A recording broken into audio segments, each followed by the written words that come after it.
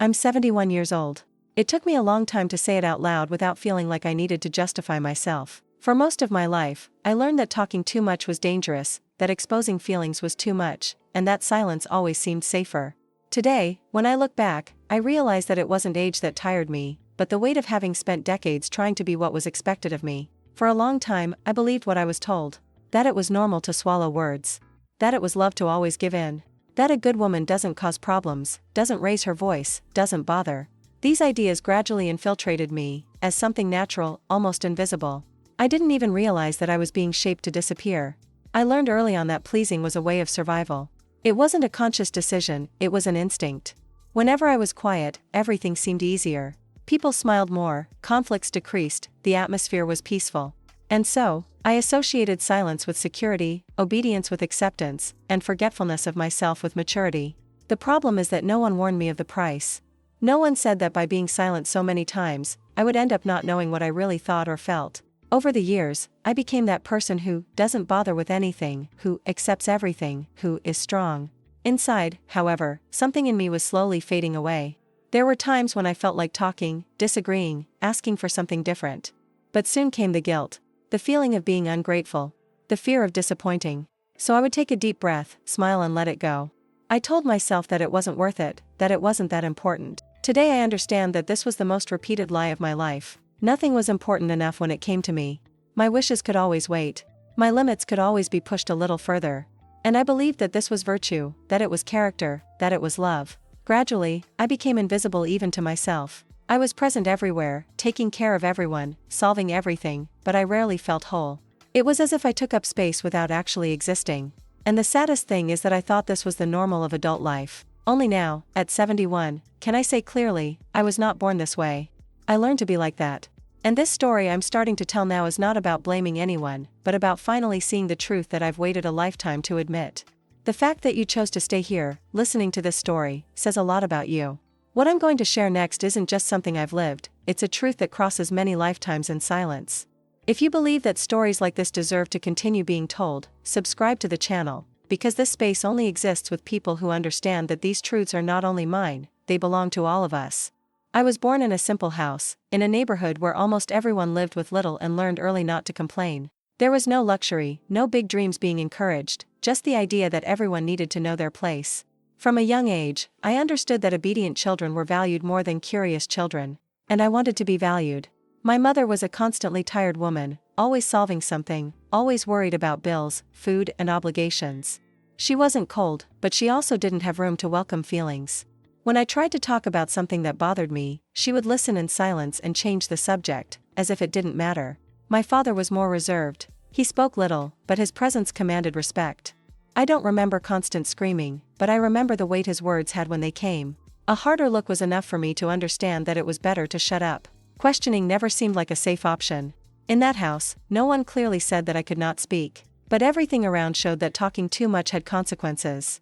An out-of-turn comment, a different opinion, an insistent question. Gradually, I learned that silence avoided problems. And avoiding problems has become my main goal. I watched a lot. He paid attention to adults, reactions, moods. I learned to feel the environment before I opened my mouth. If she sensed tension, she kept quiet. If someone seemed angry, I disappeared. It was a way to protect myself, even though I didn't understand it at the time. When I obeyed without question, I was praised. They said I was mature, polite, easy to deal with. That gave me a sense of security. I felt accepted. And without realizing it, I began to associate acceptance with silence, love with obedience, peace with annulment. I don't remember ever being a sad child, but I also don't remember being a free child. I kept thoughts, swallowed desires, and learned not to take up space. I did it so naturally that it felt like part of who I was, not something I was learning. Over time, I stopped trying to explain what I felt. It seemed simpler to accept things as they came. If something hurt me, I convinced myself that it wasn't that serious. If something bothered me, I thought I was exaggerating. So, I trained myself to distrust myself. Today, looking back, I realize that it wasn't a single moment that taught me to be quiet. It was the daily repetition of small situations. It was the normalization of silence. It was to understand, very early on, that disappearing a little made life easier. It was there, in that simple house, that I learned the first great lesson of my life: being quiet was safer than being true. And this lesson, even without me realizing it, accompanied me for many, many years. There was no exact moment when I decided to please everyone. It was not a conscious choice, nor something that someone imposed on me with clear words. It happened slowly, almost imperceptibly, as if learning to breathe in a different way so as not to attract attention. I just adapted, understanding that it was safer to fit into expectations than to risk being rejected. Whenever I gave in, I felt immediate relief. The atmosphere was calmer, people seemed satisfied, and I had the impression that I was doing the right thing. It was not happiness, but it was stability. And at that stage of life, stability seemed like all I needed to feel protected. I began to notice that those who disagreed were seen as a problem. Those who questioned were treated as ungrateful. These people carried a weight that I didn't want to carry. I wanted to be accepted, I wanted to be seen as someone good, correct, easy. So I learned to agree even when I didn't understand and to accept even when something inside me revolted in silence.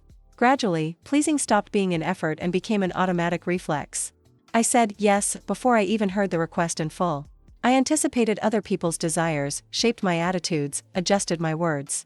Not because someone demanded it, but because I believed that keeping the peace depended solely on me. Over time, I lost track of what I really wanted. When a desire arose, I immediately discarded it, thinking it wasn't that important. I told myself that it could wait, that other people needed it more. And so, my priorities were pushed into a smaller and smaller corner. The most painful thing is that no one seemed to notice the effort I was making. To others, I was just calm, understanding, mature. He received praise for being strong and balanced. And each compliment of these reinforced the idea that I was on the right path, even though I felt an emptiness that I couldn't explain. At times, a discomfort arose that was difficult to ignore. A sense of silent injustice, a desire to say something different, to impose a limit. But soon came the guilt, the shame of appearing selfish, the fear of disappointing those who trusted me in that submissive way. I started to negotiate with myself. He promised that he would think of me later, that when everything was resolved, I would have my moment, that phase required sacrifices. But the later never came. There was always someone in need more, someone expecting something from me. Pleasing began to give me a false sense of control. As I did everything right, I believed that nothing would fall apart. It was as if my silence kept everything standing. I didn't realize that as I supported everyone around me, I myself was becoming more and more tired and empty.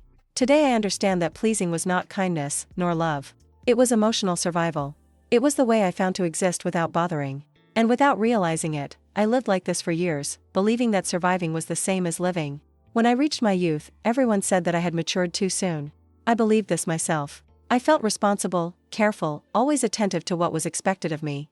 On the outside, it seemed like I knew exactly what I was doing. Inside, I just kept following invisible rules that had been planted in me since childhood. While other people my age experimented, made mistakes, and changed their minds, I watched from a distance. Not because he wasn't curious, but because he had learned that too much curiosity could bring problems. I measured each step before I took it, calculating how it would affect others, rarely asking myself how it would affect me. There were important choices in this period.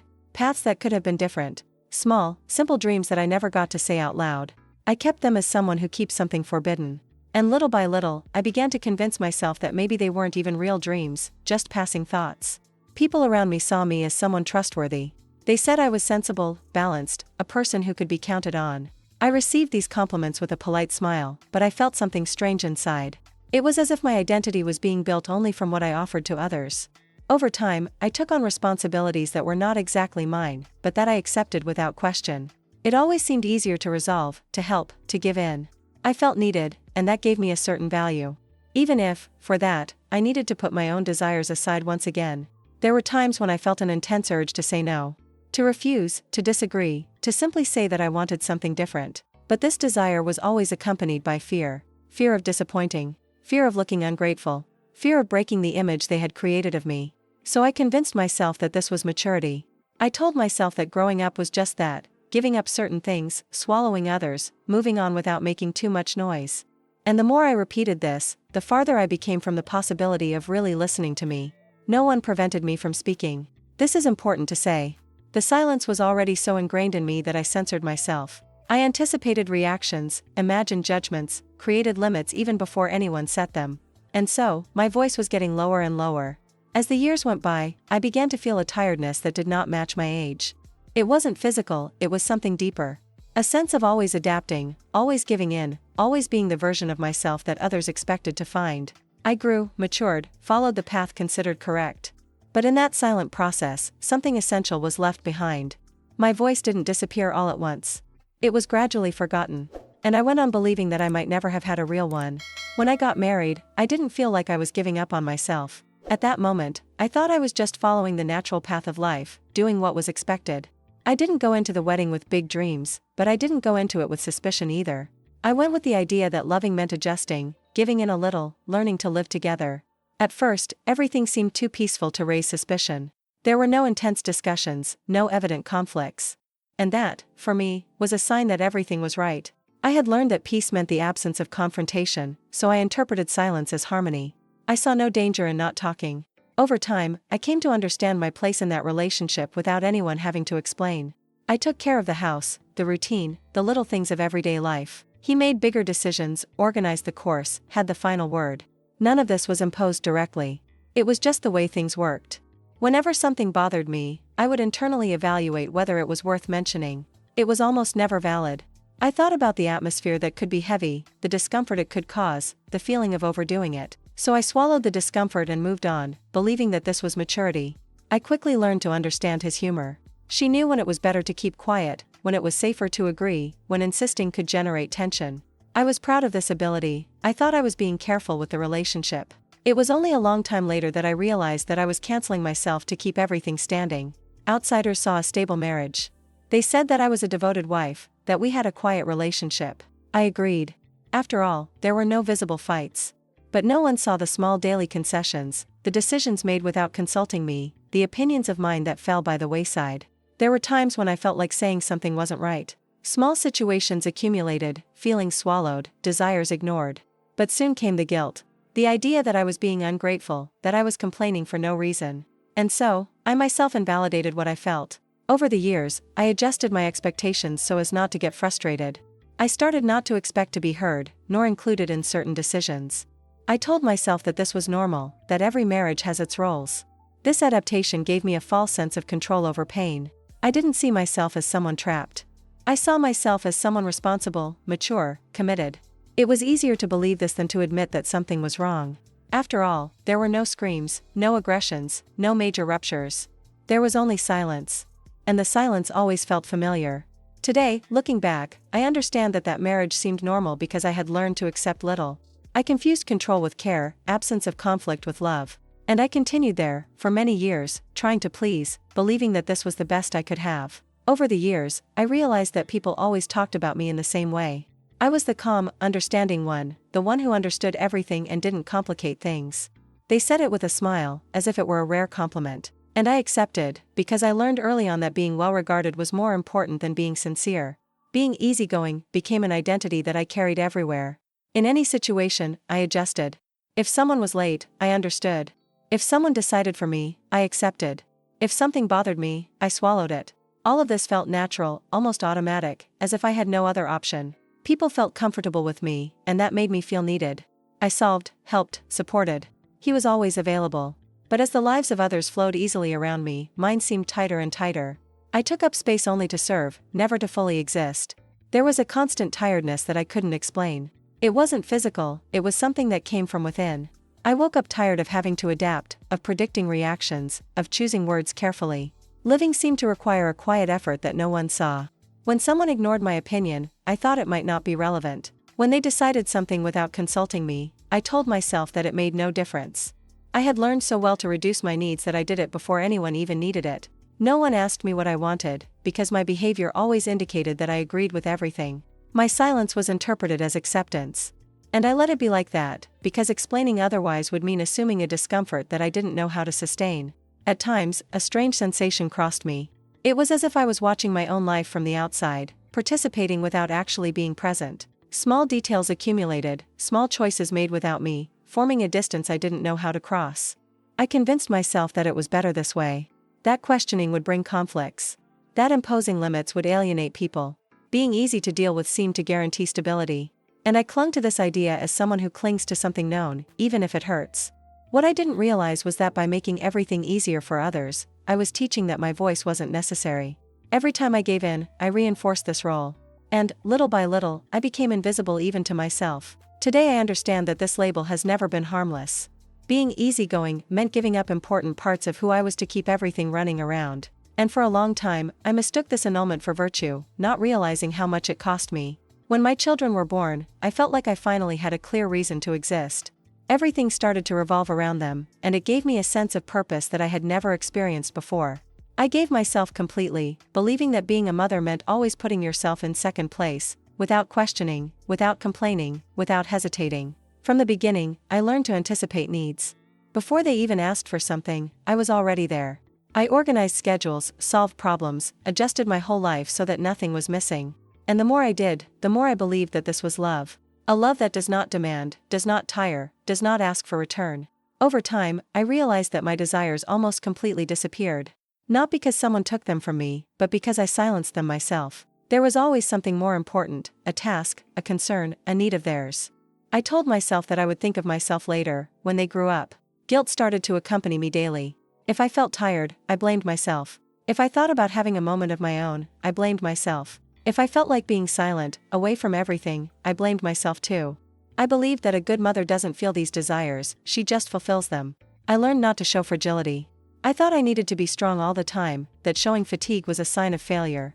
So I smiled, followed, resolved. Inside, there was a constant weight, but I didn't allow myself to stop to feel it. Silence was also protection. As the years went by, I became a reference for everyone but myself. I was the support, the base, the safe point. But rarely did anyone ask how I was doing. And I didn't speak either. I had already learned that my emotions were not a priority. There were times when I felt a strange loneliness, even surrounded by people. She was always busy, always needed, but at the same time invisible. I existed for the sake of others, and that seemed enough. At least that's what I told him to keep going. When conflicts arose, I was the first to give in. I thought that maintaining harmony was my responsibility. If something went wrong, I wondered where I had failed. The blame never went out. She always found a way to get back to me. Even when the children grew up, the pattern remained. I was still available, present, attentive. I just didn't realize that I had lost myself in this process. My identity was so tied to care that I no longer knew who I was without it. Today I understand that motherhood has given me a lot, but it has also reinforced the silence that I carried from an early age. I loved it deeply, but I forgot to exist outside of that role. And for many years, I confused love with annulment, not realizing how much it cost me. Over the years, I began to feel effects that did not appear on the outside. It was not something that could be easily pointed out or explained. I continued to function, fulfilling my obligations, keeping everything in order. But inside there was a silent wear and tear, as if I was always on the edge without ever really crossing it. I woke up tired, even after sleeping. A tiredness that was not related to physical effort, but to something deeper. It was as if my mind never rested, always attentive to the needs of others, always calculating, always adapting. I accepted that as part of life. At times, I felt a confusion that was difficult to explain. Scrambled thoughts, a feeling of emptiness for no apparent reason. I wondered why I felt this way, since theoretically my life was in order. Nothing essential was missing. At least that's what they said. I learned not to take these sensations seriously. He said it was a matter of age, accumulated fatigue, routine.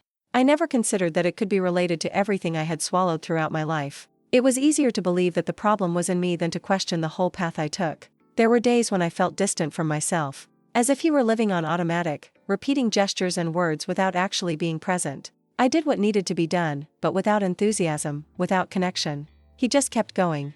When someone asked if everything was okay, I answered yes without thinking.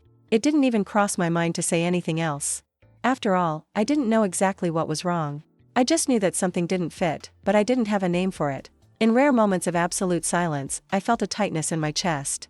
It wasn't physical pain, it was a feeling of absence. As if something important had been left behind and I didn't know where to look anymore. These moments scared me, so I avoided them. I continued to believe that this was the price of a righteous life, that everyone felt this way at some point, that complaining would be an exaggeration. So I would move on, pushing these sensations to a distant corner, where they wouldn't get in the way. Nobody noticed these effects, because I didn't let it show. I maintained the usual posture, the contained smile, the constant availability. On the outside, he looked strong. Inside, I was just holding on. Today I understand that these signs have always been there, trying to warn me. But I didn't know how to listen. I spent so much time in silence that I no longer recognized my own voice. And so, the invisible effects were accumulating, year after year, without anyone, not even me, really noticing. Over time, I began to realize something that had previously eluded me. Many people around me knew what I was like. They knew I never said no. They knew I swallowed everything. They knew they could count on me to solve, give in, accept. And even so, no one questioned whether it was fair. I remember phrases said as if they didn't see any problem. She can handle it. She understands. With her it's easy. These words were spoken naturally, almost with affection. And I smiled, as always. Inside, something began to hurt in a different, more conscious way. I realized that my silence had become comfortable for others. As long as I didn't complain, nothing needed to change. My role made everything easier. I was the silent solution to conflicts they didn't want to face. And this was seen as a virtue, not a warning sign. There were times when I thought someone would notice. That someone would ask if I was really okay. But that never happened. Maybe because I had taught so well that everything was always under control. Or maybe because it was easier not to see. I myself helped to maintain this image. When someone insinuated that I could rest, I minimized it. He said that everything was fine, that I liked to help, that it was no big deal. I reinforced the narrative that held me back, without realizing it. I began to understand that it wasn't just about one person or another. It was a pattern. A silent system where my absence of limits benefited many people. And to question that would mean messing with something that was working for everyone but me. This realization was painful. Not because someone had done anything openly wrong, but because no one had done anything. The collective silence weighed as much as mine. I was not prevented from speaking, but I was not invited to exist either. I spent years believing that if something was wrong, someone would say it. That if I was being unfair to myself, someone would notice. Today I see how naive this was. People get used to the role you accept to play. I don't feel angry when I think about it. I feel a quiet sadness. The sadness of realizing that I also participated in this silent agreement. I offered my annulment as comfort, and it was accepted without question. Understanding this was a difficult step.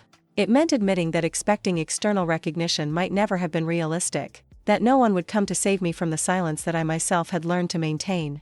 This truth hurt, but it also cleared something inside me. It was there that I began to realize that if something was going to change, it would have to come from me. Everyone knew who I was. Nobody helped. And for the first time, I began to understand that to remain silent would be to choose to remain invisible. When the house started to get empty, I thought I would finally have rest. For years, my routine was built on others, schedules, needs, concerns that were never mine alone. So when the children went about their own lives, I figured that quiet space would be a relief. At first, it seemed like it. The days were calmer, the nights longer. There was no urgency, no rush. I sat at the table without haste, tidied up the house slowly, did things in my own time. But, little by little, the silence began to weigh me down in a way I didn't expect. Without the noise of other people's routines, I began to listen to thoughts that I had always avoided. The house, once full of voices, now echoed questions I had never asked. Who was I when no one needed me? What was left when my role as a caregiver was suspended? I walked through the rooms as if I were visiting an old place. Each object carried a memory, but few of them spoke of me. They were memories of functions fulfilled, of responsibilities assumed, of constant presence. Almost none of them spoke of personal choices. There were days when I sat alone and felt a loneliness that was difficult to explain. It wasn't just the lack of people, it was the lack of meaning. I had always existed for someone, and now I needed to learn to exist on my own. This scared me more than I cared to admit. The silence of the house amplified everything. Thoughts that were once drowned out by routine now came with force. Small memories, old phrases, decisions not made. I tried to distract myself, but the emptiness found space between one task and another. I realized that for years, I had confused being busy with being alive. As long as there was someone in need of me, I didn't have to ask myself anything. Now, without this constant demand, I was forced to face what I had always postponed. Sometimes, I found myself waiting for something I didn't know how to name. A calling, a new role, someone who needed me again. It was as if I didn't know how to exist without being useful. And this realization hurt more than loneliness itself. I began to notice that silence was not new. He was always with me. The difference is that before it was shared with others, diluted in tasks and obligations. Now, he was only mine. And there was no longer any way to pretend not to hear him. Old age arrived without warning, bringing with it a mirror that is difficult to avoid. It wasn't just the body that changed, it was life that slowed down enough for me to see everything that had been left out. And that made me uneasy. When the house was empty, something inside me was also empty. But it was in this quiet space that, for the first time, I began to suspect that perhaps there was still something of mine there. Something I had never had the time, nor the courage, to look for. It was not a big event, nor something that drew attention from outside. It was too simple to seem important. Maybe that's why it took so long to reach me. I was sitting, listening to someone speak, when a sentence crossed the silence and echoed inside me in a different way. The phrase was said without intent to hurt. It came almost as a common comment, one of those that go unnoticed. But something about her struck me deeply. It was as if someone had described my entire life in a few words, without knowing it. And for the first time, I couldn't pretend I didn't hear it. At that moment, I felt the body react before the mind. A tightness in my chest, a strange heat, a sudden urge to cry that I couldn't control. It wasn't just sadness. It was recognition. It was as if something that had always been hidden had been exposed to the light. I was silent, as I always did.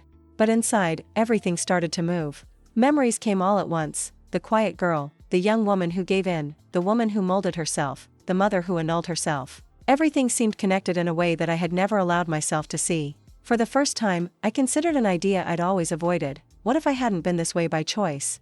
What if what I called maturity was just learning from silence? That question scared me more than any conflict I've ever avoided. I spent days thinking about that phrase. She wouldn't leave me alone. She appeared at the most unexpected moments, as if demanding to be faced. I tried to push it away, but something inside me wouldn't let me. It was as if the truth had found a space that could no longer be closed. I began to observe my own history with different eyes. Situations that once seemed normal began to take on another meaning. Small concessions no longer seemed small. Old silences began to hurt in a new, more conscious way. There was no immediate anger. There was confusion. A feeling of reviewing my entire life from an angle that I have never considered. This left me disoriented. It was as if the floor had changed place without me leaving the same point. The hardest thing was to realize that I always believed that all that was my fault. That I was too sensitive, too weak, too demanding. For the first time, this narrative began to crack. And along with it came a huge fear of what might appear underneath. That night, it took me a long time to sleep. I lay there, staring at the ceiling, feeling something I hadn't felt in a long time: restlessness. It was no longer possible to pretend that everything was fine. Something had been awakened. And I knew, even without admitting it, that after that moment, nothing would ever be exactly the same again. What comes now is the hardest part to share, because talking about it means messing with something I've spent my whole life hiding. Bringing this truth to light has a high emotional cost, but staying silent has cost even more. If you've come this far, it's because you understand that some stories only survive when someone has the courage to say them out loud. Therefore, I ask you, sign up, not as support, but as a gesture so that voices like mine do not disappear again. After that moment, I could no longer look at my history in the same way. Something had been broken, and there was no way to glue it back. I started to revisit old memories with a look that I had never allowed before. Situations that I had always considered normal began to seem strange, even unfair. It was painful to realize how much I took responsibility for everything.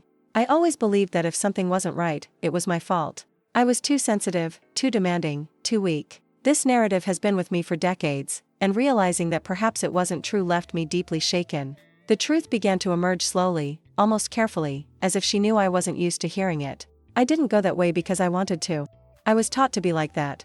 I was shaped by silence, guilt, the need to please in order to be accepted. Admitting it hurt more than anything else. It hurt because it meant acknowledging how much I lost. How many times have I stopped talking? How many choices I didn't make? How many parts of me were guarded by fear? There was no way to make up for time, and this realization weighed on my chest in an almost unbearable way. For a moment, I felt angry. Not directed at someone specific, but at the situation as a whole. A contained anger, mixed with sadness. Soon after came something even more difficult: grief. The mourning for the woman I could have been if I had learned, from an early age, that my voice mattered. I spent days crying alone, in silence, as I always did. But this time the crying was different. It wasn't just pain, it was recognition. It was as if I was finally seeing myself without the layers of guilt that I had always carried. Gradually, something began to change.